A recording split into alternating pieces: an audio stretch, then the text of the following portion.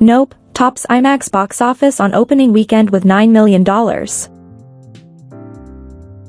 After a 2-year slump, people are once again filling the seats of theaters across the globe in a sweeping return to the cinema. After what's become a struggle between multiple streaming services offering VOD, and some production companies opting for that route, directors like Jordan Peele are working hard to keep the magic of cinema alive. With his recent third feature film Nope, Peele made it a point, during the writing and filming process, to make his sci-fi summer blockbuster an IMAX spectacle, in keeping with the movie's theme. With a resounding yes, Nope is leading IMAX numbers, pulling in a $9 million global weekend. Films are being made specifically for IMAX screens, from the enormity of Joseph Kosinski's Top Gun, Maverick becoming the 9th highest-grossing film in history, to Christopher Nolan's affinity for the big screen and his highly anticipated biopic Oppenheimer, set for the summer of 2023. This year, the IMAX sweetheart is Peele's Earth invasion subgenre Nope, which was intentionally shot with IMAX cameras. According to Universal Pictures, Nope stacked up $5.2 million in IMAX box office alone, totaling 11.8% of the domestic cumulations, garnered from only 403 IMAX screens. These reports are from opening weekend alone. While international markets won't catch a glimpse of this out-of-this-world spectacle until mid-August, Peele's spectacle will continue accumulating across North America throughout the week. Other notable IMAX earnings include Disney's MCU All-Star Thor: Love and Thunder hammering out another $950,000 across 275 IMAX screenings, rounding out the global cum to $38 million, and Paramount's highest-grossing film Top Gun, Maverick soars past $98 million in IMAX globally, reaching new heights of $850,000 in the past weekend over 148 international screens. Additionally, the South Korean sci-fi fantasy Alienoid opened to $350,000 in only 18 IMAX showings, becoming the 4th highest IMAX opening for a Korean film ever, and Super Lions Detectives vs. Sleuths drops $850,000 in China, bolstering the total to $4.4 million. This coming week will see Alibaba Pictures' Moon Man across China's screenings and Lotte Entertainment's Hansan, The Emergence of Dragons lighting up IMAX in South Korea.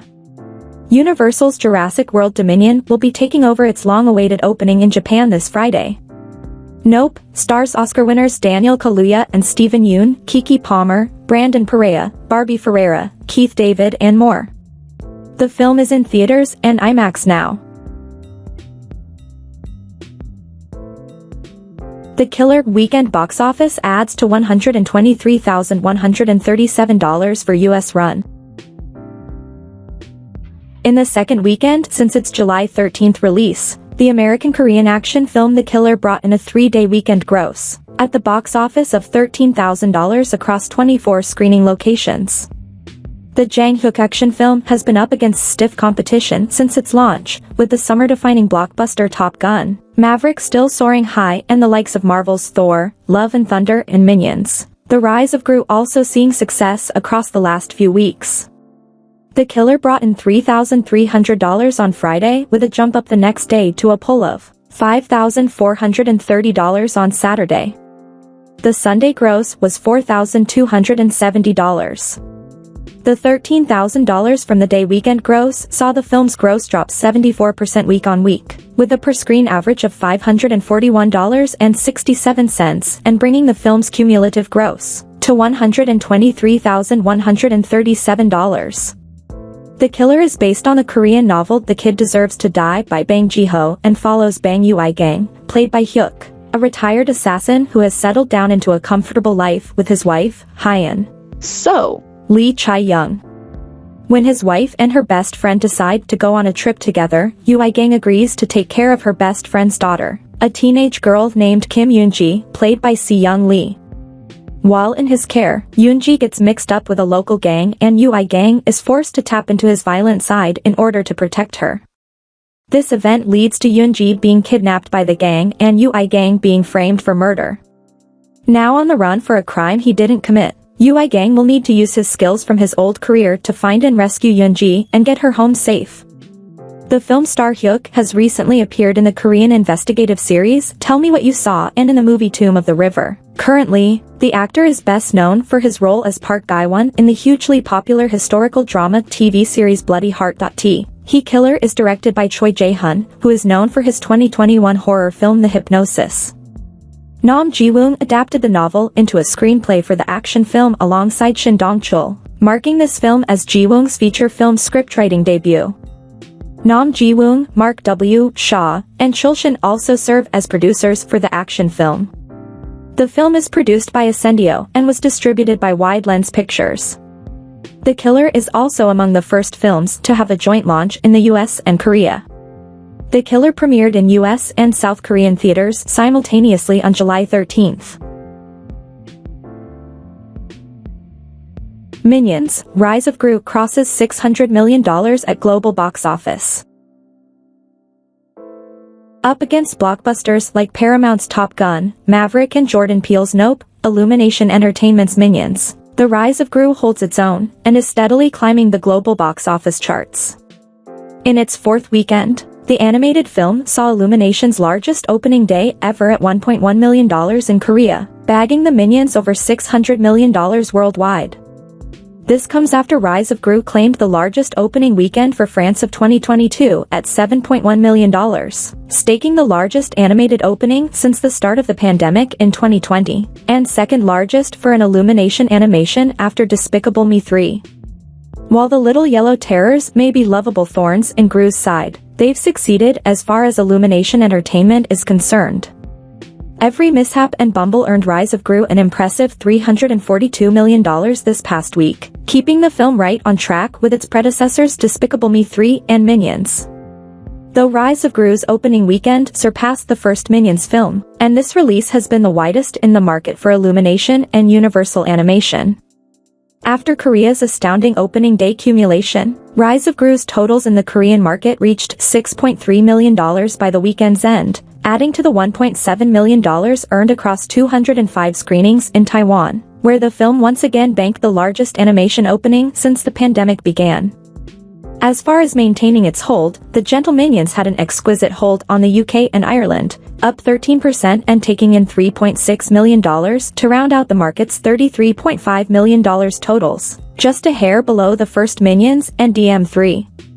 Additionally, Mexico topped $32.3 million over the weekend, surpassing DM3's lifetime, and Germany saw a $2.5 million bump to their now $20 million totals. In Japan, the Minions banked an excellent $10.7 million over the weekend, and Brazil's cumulation reached $15.2 million, again just a fraction below Minions. The second Minions film, The Rise of GRU, takes place in the 70s and tells a young GRU's, Steve Carell, super evil origin story. Being a huge fan of the supervillain supergroup The Vicious Six, GRU auditions to become a new member, with the help of his numerous, somewhat unhelpful, minions. The cast for the film is surprisingly star-studded with the likes of Alan Arkin, Taraji P. Henson, Julie Andrews, Michelle Yeoh, Jean-Claude Van Damme, Russell Brand, Danny Trejo, Lucy Lawless and, of course, Pierre Coffin as the Minions joining Carell.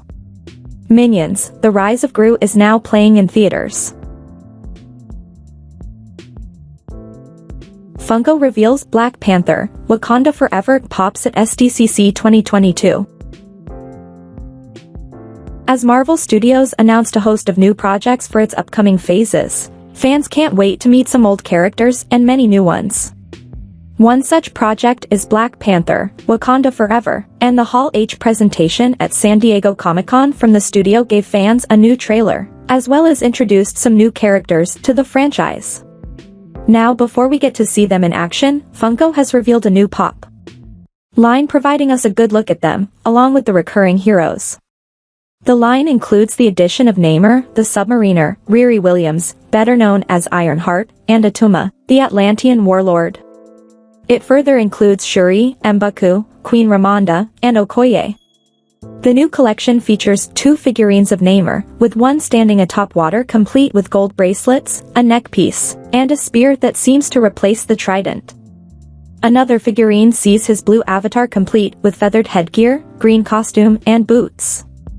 Following Namor is Ironheart, with a figurine that sees her suited up in her armor, finished with matching eye gear and braids. The same piece can be owned in form of a keychain. Another Funko gives us our first look at the Atlantean warlord and Namer's archenemy, Atuma. He can be seen donning a headgear made out of bones, holding an axe adorned in tribal jewelry. Next, we have Princess Shuri, Baku in his traditional Wakandan outfit, Queen Ramonda in a purple outfit complete with gold jewelry and her crown, and Okoye in a lighter shade of purple outfit interestingly finished with a jacket on top and a spear in hand. Wakanda Forever stars Angela Bassett as Queen Ramonda, Letitia Wright as Shuri, Lupita Nyong'o as Nakia, Winston Duke as Mbaku, Florence Kasumba as Ao, Mabel Cadena, and Alex Livanali among others. New entrants in the franchise include Michaela Seal as Annika and Dominique Thorne as Riri Williams/Ironheart. Ryan Coogler returns to direct with a script he co-wrote with Joe Robert Cole.